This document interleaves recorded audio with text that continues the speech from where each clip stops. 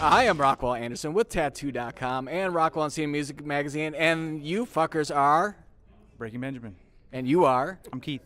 And Keith, what do you play? I play guitar. I try anyways. You try? Yeah, try my best. When you're not playing guitar, what are you playing with? Video games? I don't know. Ah, fucking boring. I'm done with you. And you are, sir? I'm Jason. I play guitar too. Jason plays guitar too. And what else do you play? When if I'm not playing music, then I'm probably playing with guns. Guns! So. Second Amendment. This is Second Amendment. See? We're big Second Amendment fans, not to get political or anything, but no, that's fine. Everybody has their go own guns. I shoot guns. I love guns. Yeah. Talk to Chris Kale. I'm sure he's going to be around here. And the guys from Five Finger, because Zoltan, big guys too. Yeah. Zoltan has an armory. But anyway, this isn't about Five Finger. This is about Breaking Ben. Tons. He has tons. Well, certainly, probably loves to shoot him. But anyway, let's talk about what's new with Breaking Benjamin. What's new?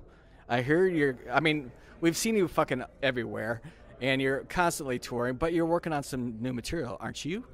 Yes, that's correct. I've been working on it for a while. I think we have pretty much most of the music recorded, and we'll go back and do some vocals after this tour, and should be good. So what is different about this album than the last album? I think we definitely pushed some boundaries. I mean, there's some heavier stuff on it, I think, than we've done. Playing-wise, it's probably the most difficult album we've ever made.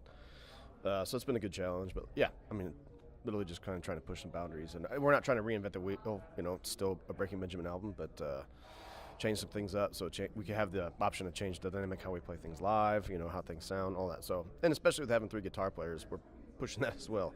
There's some pretty busy stuff, so we're excited for it. A little bird called Benjamin Burnley, your lead singer, told us on Shiprocked a few months ago, back in January of this year, he was pretty excited about because you guys are more involved with this album. So what's your part in this whole deal? I pretty much just kind of sat around and ate popcorn and watched these guys do their thing. I'm kind of more like the cheerleader, honorary cheerleader. But it was fun. That's one main difference with this album is just boatloads of fun, way more fun than last time. So I don't know. And how about, I'm sure it's early in the process. I mean, when we were talking to Ben in January, before the process really began, any clue as to, is there any kind of a time frame yet when people can expect maybe a single or anything? We're hoping later this year, for sure. So we're going to take some time off after this run, after we finish the album. There's no time off in rock and roll. That's the problem. So, yeah, we're going to take just a couple months off just to rest and, be at home with family and things. But we'll be hitting it back out after that. So do a little recharge, spend some time. Hey, kid, you're like grown up.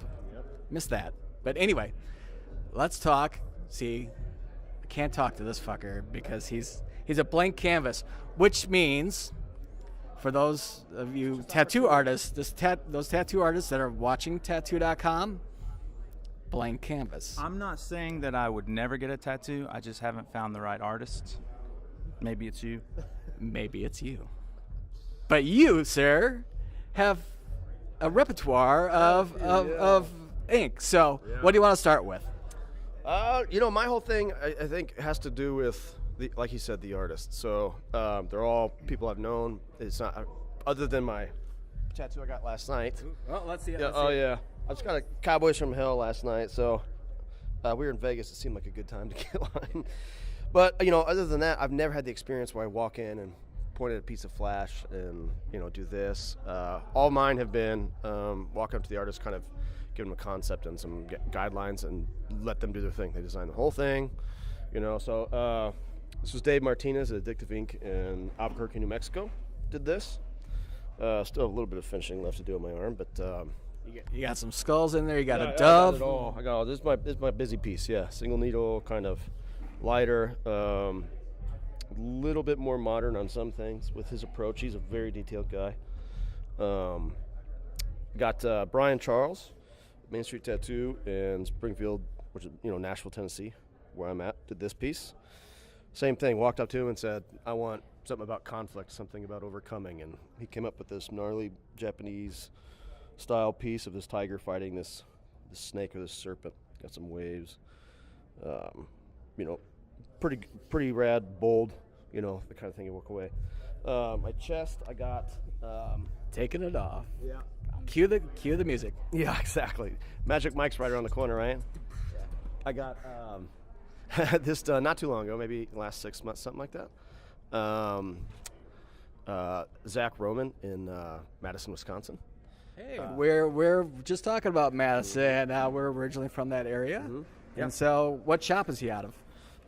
He's out of Black Moon Tattoo, newer shop. Been open about a year and a half, but same thing. Like I kept up with his work for a while, saw him out there, and just kind of reached out to him. Same sort of thing. Like I knew I wanted kind of like an ego piece, something to go out and something bigger to kind of start going into my stomach, and I think he killed it. He was great. He was quick. So he got a heavy hand, so it's not for lighthearted, and that's not a fun spot, but it was good. I don't have anything really I regret. And then other than the Cowboys from Hell, I just got. I'm still healing, but this is Will_XX out of Salt Lake City. He owns Black Ink, I believe, studio out there. He is a veteran.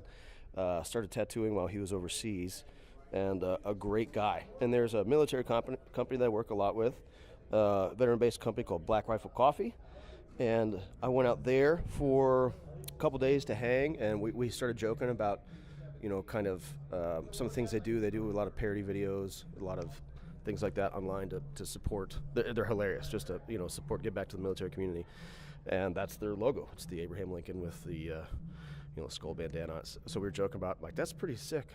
You got to get that tattooed. I'm like, all right. And Will showed up like 2 hours later. So I cannot say this enough for all the drive by for all the veterans who served and those who are currently serving. Mm-hmm. Thank you. Absolutely, that's what that piece is about. Absolutely, and a lot of veterans that support in the community that support what they do, and are familiar with their work.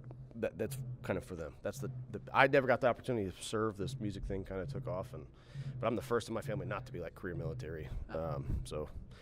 But yeah, I mean, what little I can give, what support I can give, again, that's what that piece is for. So I'm sure they appreciate it. We appreciate you. Absolutely. Thank you very much. Well, that just about wraps it up. Live from Las Rageous.